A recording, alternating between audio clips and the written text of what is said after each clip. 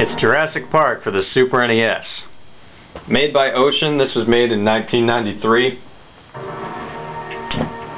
So, good timing with the movie. There are a bunch of Jurassic Park games around this time, but they weren't all the same. There was a game made for Genesis that was pretty much nothing like this one.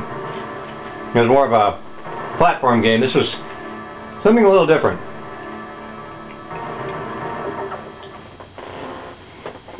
It's kind of more freeform. Welcome to Jurassic Park. So you play as Alan Grant. There's two different styles of play: an overhead mode like this, where you're basically just on a giant map of Jurassic Park, and a first-person shooter mode when you're inside the buildings. So you've got two different types of weapons. Right now I've got the cattle prod and the bolos. Some compies back here. They run away from you when you're not looking at them. It's kind of like in the book, or that when you're looking at them. It's kind of like in the books. Speed to jump, and Y to use your secondary weapon, A to use your primary weapon, and X to pick up ammo and other items.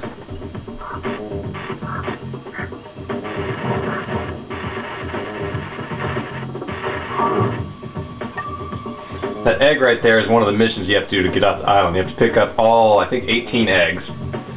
Basically, you have to, I think you have to turn on the power, stop the raptors from getting in the visitor center, kill all the raptor nests, call the helicopter, pick up all the eggs, and leave. And that kind of takes a while.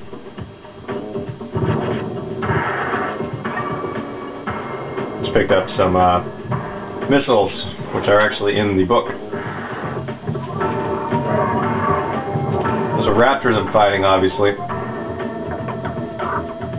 The overworld is definitely a place to explore, which is kind of fun. There's little dinosaurs everywhere and nooks and crannies you can explore. It's always something to do, which I kind of liked.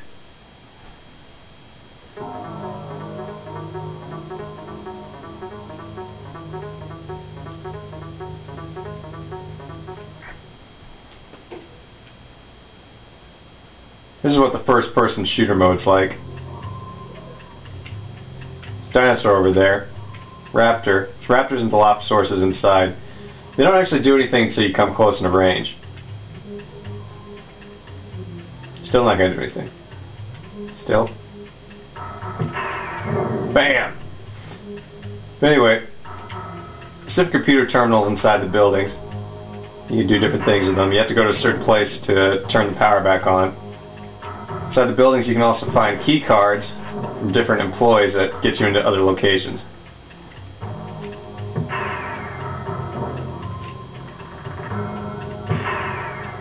There we go. So night vision goggles. Some of the areas in the building are so dark that you have to have that little item. I don't think there's too much in this place.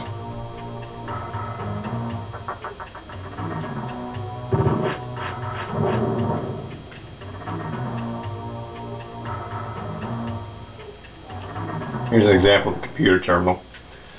So you plug in and you're like, the main system's down, you have to turn on the generator before doing anything else, which I believe is in a different building.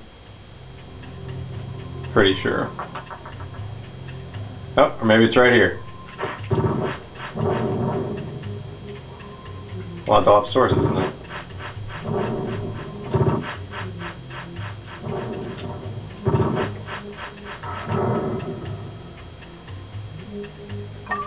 There you go, the power's back on.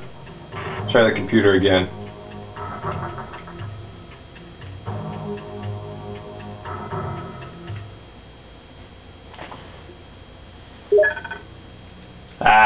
So the power's back on, but you can't reboot the system.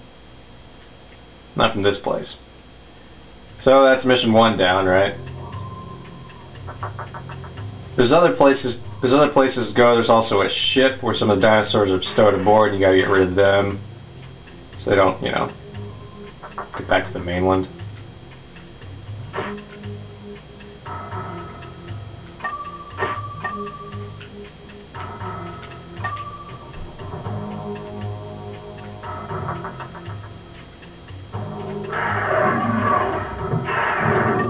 That's what it looks like when when something's attacking you.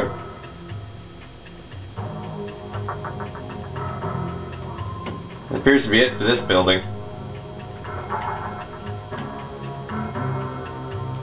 May as well get out of here.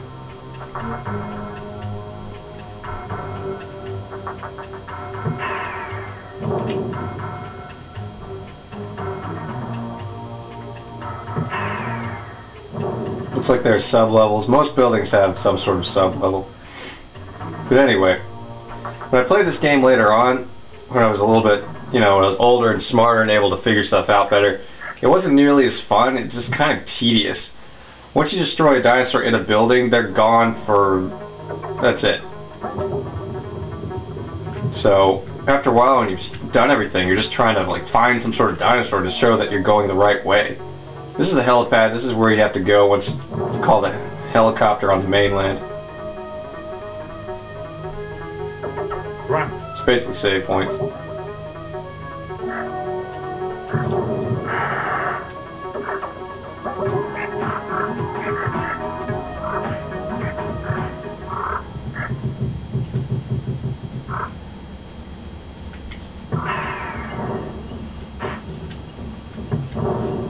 See little nooks and crannies everywhere.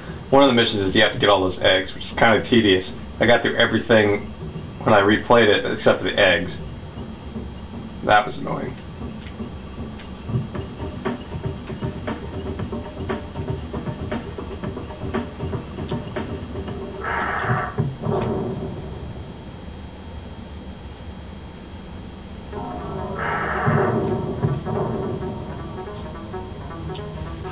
You get points for destroying the dinosaurs, blah blah blah. That's pretty much it for this game. You got the first-person shooters, the overhead style. There's a bunch of jungles you can run around in, mountains. It's cool to explore, but after a while there just ends up being not much to do. It's kind of frustrating.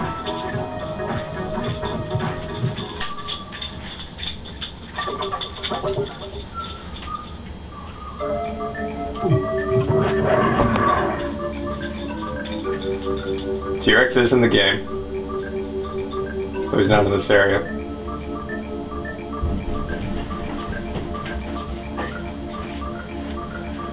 That's pretty much it for Jurassic Park.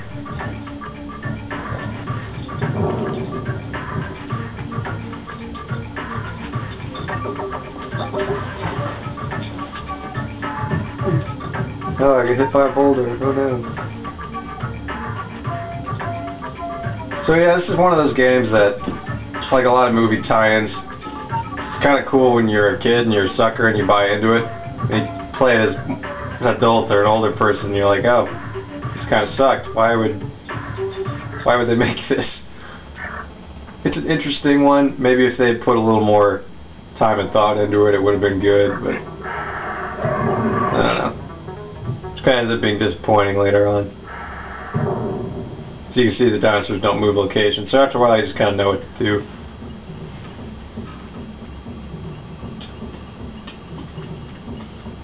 Here's an electric gate. What happens? Oh, I die!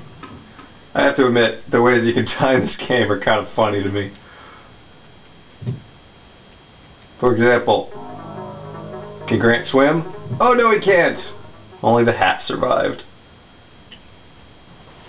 What else? There's also the Triceratops.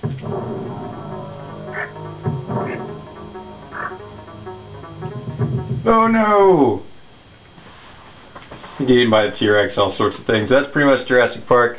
I wouldn't really recommend it, but, you know, if you really like Jurassic Park, it's kind of cool.